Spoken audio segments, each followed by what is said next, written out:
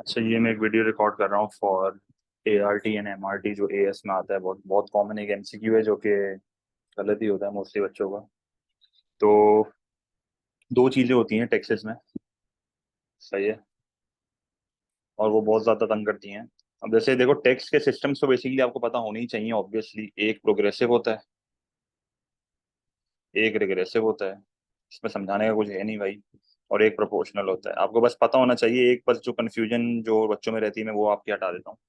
Progressive tax की जहाँ तक बात है ना, ये वो टैक्स होता है जिसमें इनकम बढ़ती है तो tax paid as a proportion of income भी बढ़ता है। ठीक है, हम ये कहते हैं ना कि प्रोग्रेसिव में इनकम बढ़ती है तो टैक्स का परसेंटेज भी बढ़ता है। तो ये टैक्स का परसेंटेज होता क्या है, ये पता होना चाहिए आपको। ये टैक्स का परसेंटेज होता है tax paid divided by total income multiplied by 100। मेरी इनकम में से मैं कितना हिस्सा दे रहा हूँ उसकी बात हो रही है। ठीक है, तो हमेशा याद रखना, प्रोग्रेसिव टैक्स वो टैक्स होता है जो कि रिच पे बर्डन डालता है, सही है, ज्यादा, गरीब फायदे में होता है।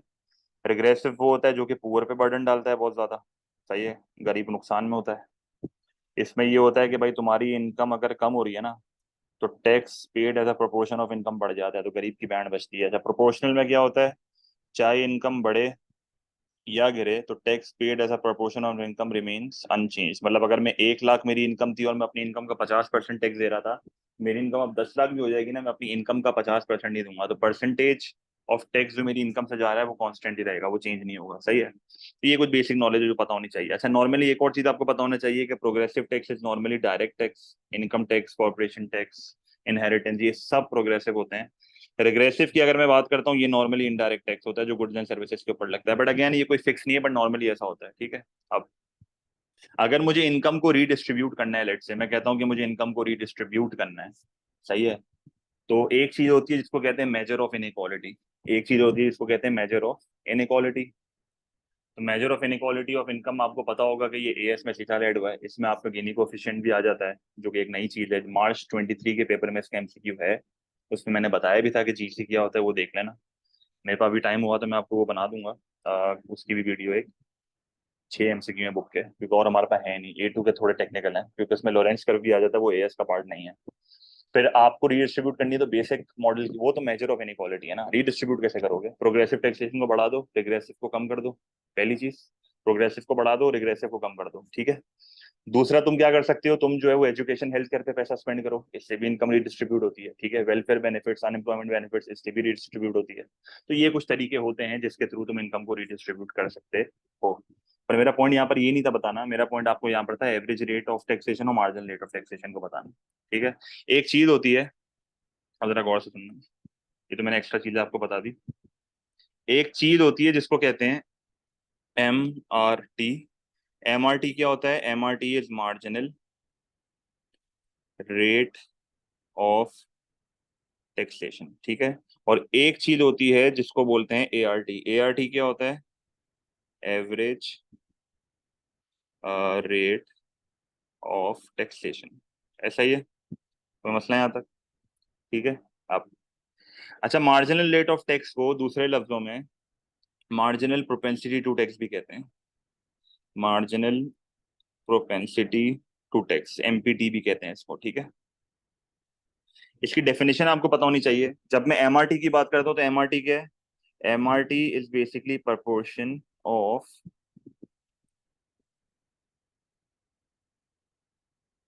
MRT क्या होता है, proportion of an increase. Proportion का मतलब क्या होता है, परसेंटेज, ठीक है। Proportion of an increase in income which is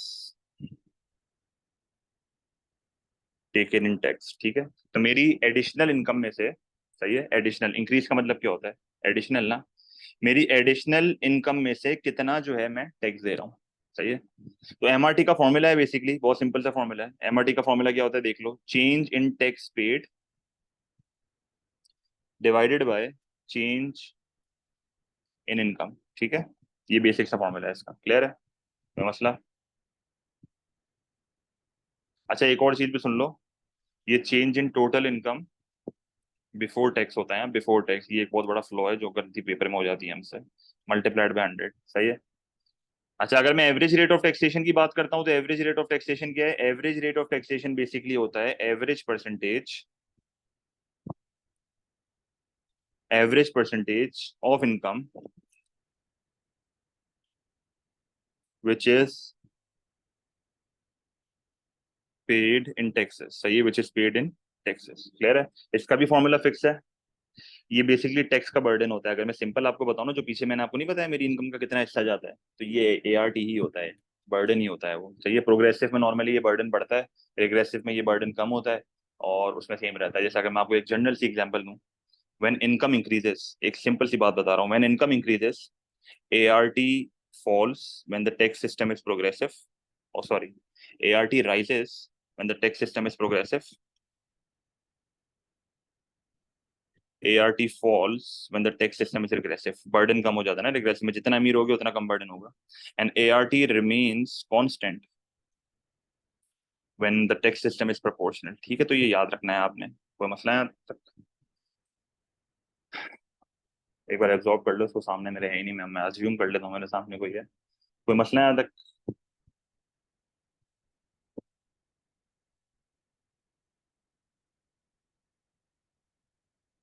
ठीक है। अच्छा, एक और बेसिक चीज मैं आपको यहाँ पर बताना चाहूंगा। ART का फॉर्मूला मैंने आपको अभी पहले ही बताया, बल्कि इसका बहुत सिंपल सा फॉर्मूला है, tax paid divided by total income multiplied by 100। सही है, मल्टीप्लाइड बाय 100। ये भी बिफोर टैक्स है। ठीक है। इसमें MRT में इतना खैर वैसे फर्क नहीं पड़ता बिफोर टैक्स का। वैसे होती है गलती, पेपर में इतना कंफ्यूज नहीं करेगा आपको, AS लेवल है, इतना ज्यादा भी घुमाएगा नहीं। यहाँ पे घुमाएगा, मैं उल्टा बोल दिया था, यहाँ पे घुमाएगा। ART में मसला होता है, MRT में मसला नहीं होता। सही है, कोई मसला क्लियर है? कोई सवाल? सही है। अच्छा, एक और बेसिक चीज सुन लो, जो कि रूल है, फिक्स रूल है, फिर मैं MCQ कराता हूँ। एक और बेसिक रूल होता है, हमेशा हमेशा हमेशा याद रखना। अगर मैं कहता हूँ प्रोग्रेसिव टैक्स सिस्टम है, तो प्रोग्रेसिव टैक्स सिस्टम में हमेशा एक चीज याद रखना, हमेशा कुछ भी हो जाए, और वो ये चीज होती है कि हमेशा प्रोग्रेसिव टैक्स सिस्टम में marginal rate of taxation is greater then average rate of taxation. क्या समझे?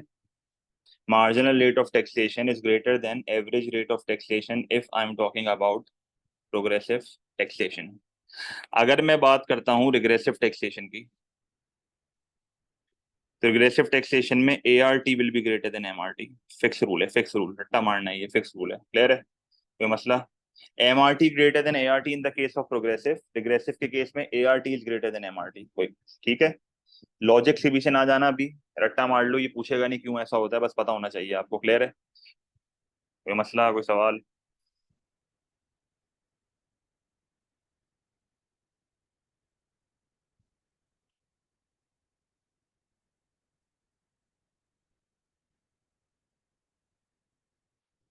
और अगर मैं प्रोपोर्शनल की बात करता हूँ, तो प्रोपोर्शनल सबसे ज्यादा सिंपल है कि ART और MRT इक्वल होते हैं। ART और MRT क्या होते हैं? इक्वल। ये MCQ बहुत बार आ चुका है, मैं वापस बता रहा हूँ।